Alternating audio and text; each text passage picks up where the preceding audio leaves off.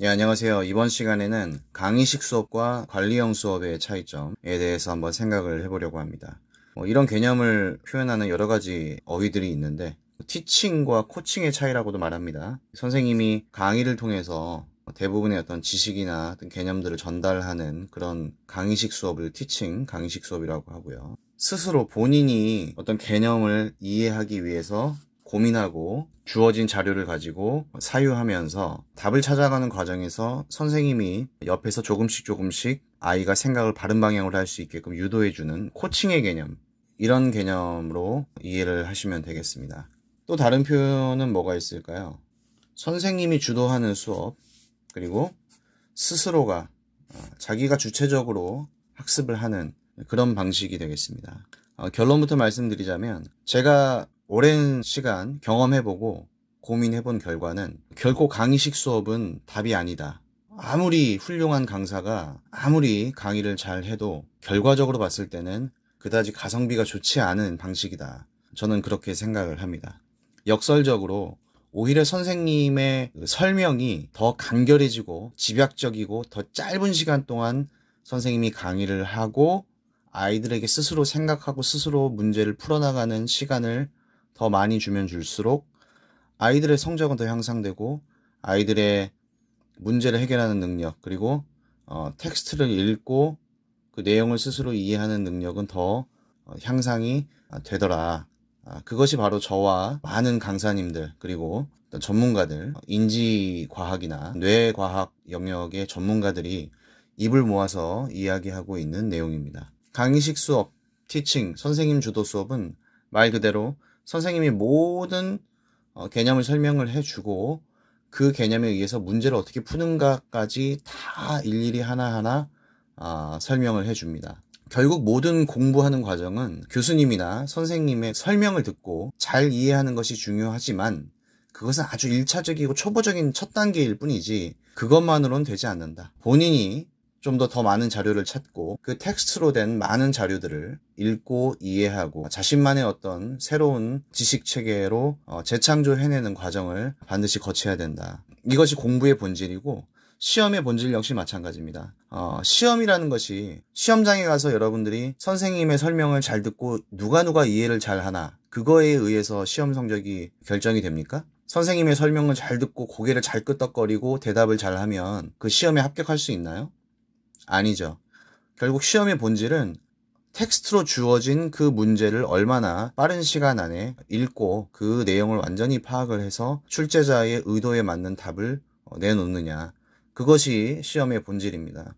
그렇기 때문에 결국에는 설명을 들어서 이해하는 것에만 머무르는, 즉 강의식으로 100% 이루어지는 그런 학원에만 다니는 친구들은 본인이 정말 독한 친구라서 집에 가서 철저하게 복습을 하고 철저하게 자기주도식으로 혼자 공부를 하지 않는 이상은 대부분의 학생들은 그냥 선생님이 설명해 주는 거 듣고 선생님이 풀어주는 거 보면은 이해가 되니까 그것이 본인이 이해하고 있다라고 착각을 하고 본인이 그 문제를 풀 수 있다라고 스스로 안심을 하고 그런 식으로 시간을 보내게 되는 것입니다. 그것은 본인의 지식이 아니기 때문에 선생님이 설명을 들으면서 이해됐던 그런 문제가 똑같이 나오면 혹은 약간이라도 변형된 문제가 나오면 절대 풀 수가 없게 되는 것입니다. 이것이 이제 100% 강의식 수업의 아주 치명적인 약점이죠. 그리고 이 강의식 수업의 또 다른 약점은 상위권 학생들도 만족시킬 수 없고 아주 하위권 학생들도 별로 만족시킬 수가 없다는 것입니다. 어차피 상위권 학생들은 선생님이 한 60분 떠드는 내용 중에서 거의 한 55분 정도의 내용은 이미 알고 있어요. 본인이 이해하는 것뿐만이 아니라 선생님처럼 앞에 나와서 설명을 해보라고 하면 설명도 충분히 할 수 있을 정도입니다.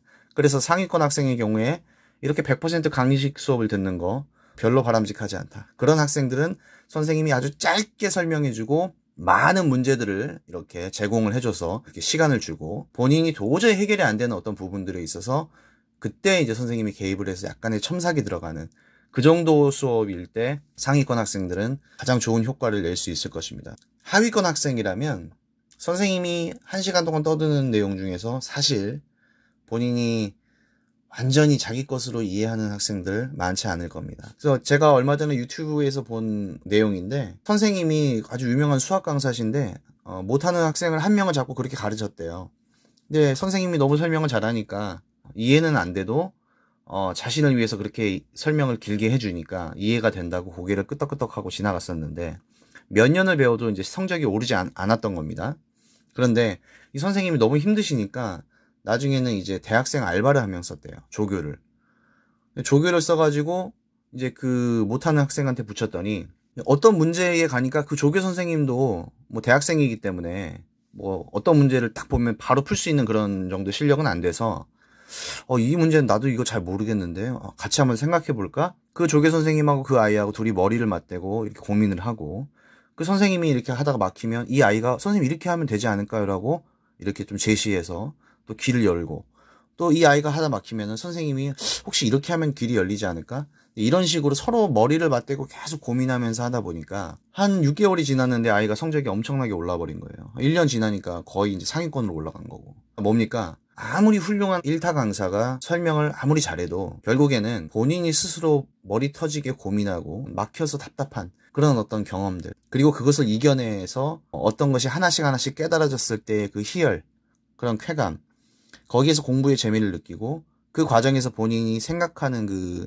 어떤 두뇌가 활성화가 되어서 공부를 잘할 수 있는 그런 머리로 변화가 되는 것입니다. 저는 저희 학생들을 이제 지도할 때 10% 정도의 강의 형태, 그리고 나머지 한 90% 정도는 자기주도식으로 철저하게 이렇게 돌리고 있습니다. 본인들이 하다가 도저히 안 돼서 문제집의 해설지를 보고 올바른 답을 찾은 다음에 거기에서 본인이 이거였구나라고 깨달으면 다행이고, 해설을 봤는데도 이해가 안 된다. 그러면 이제 앞에 나와서 선생님한테 1대1로 과외식으로, 그래서 본인이 그렇게 고민을 하다가 나와서 제 설명을 들으면 아이가 이제 이해를 하는 겁니다. 그때는. 근데 의존도가 높은 아이들, 특히 강의식 수업에 젖어 있는 아이들은 문제 풀라고 하면 자기 앉은 자리에서 문제 풀다가 뭐가 막히면 바로 선생님한테 선생님 이거 모르겠어요. 처음에는 대답을 해줍니다. 하지만 계속 유도를 하죠. 선생님 바로 대답해 주는 것보다는 네가 조금 더 생각을 한 다음에 고민한 다음에 질문해 줬으면 좋겠다. 혹은 선생님이 너 지금 질문하는 거 보니까 너 조금만 더 생각해 보면 알 것 같은데, 이런 식으로 아이들에게 유도를 하죠. 이게 이제 코칭식 수업입니다. 저는 이런 식의 수업이 결국에는 답이라고 생각을 하고, 아까도 잠깐 말씀드렸지만 아이러니하게도 선생님이 있지만 선생님이 개입이 최소화되어야 합니다. 선생님의 개입이 최소화되고 선생님이 강의하는 시간이 최소화될수록 아이들이 스스로 생각할 수 있는 시간과 아이들이 학습할 수 있는 머리로 트랜스포밍 되는 그런 효과는 더 뛰어나다. 저는 그렇게 생각을 합니다. 우리 학생들한테 제가 하고 있는 이 형태의 자기주도식 이 학습 방법에 대해서, 그 당위성에 대해서 제가 잠깐씩 얘기는 했는데, 이렇게 아이들을 잡아놓고 길게 이야기할 시간이 없습니다. 사실 수업 시간에는. 왜? 잠깐 짧게 설명하고 본인들이 계속 앉아서 뭔가를 하기 때문에, 뭐 스피킹을 하거나 쉐도잉을 하거나 아니면은 문제를 풀거나 문법책 내용을 보고 본인이 막 프레젠테이션한 준비를 해서 자기 차례가 되면 나와서 제 앞에 나와서 프레젠테이션을 하고 합격하면 들어가서 문제 풀고, 그러니까 본인이 이해한 그 내용을, 그 텍스트의 내용을 가지고, 예를 들면 문법책의 투부정사의 내용을 가지고 공부했다. 나와서 프레젠테이션 한 다음에 그 투부정사의 내용의 이제 연장선상에 있는 그런 문제들을 푸는 겁니다. 본인이 습득한 지식을 그대로 소화시킨 다음에 즉석에서 문제에 적용시키는 그런 훈련까지 하게 되는 것이죠. 뭐 아시는 분은 아시겠지만 제가 인문학 강사고 철학을 가르치는 강사인데, 강의를 한다고 치면 뭐 얼마나 잘하겠어요. 저 강의 되게 잘하거든요. 근데 문제는 아이들이 어떻게 본인이 스스로 하느냐가 훨씬 더 중요하기 때문에 저는 수업 시간에 저의 존재감을 최대한 작게 만듭니다. 스스로.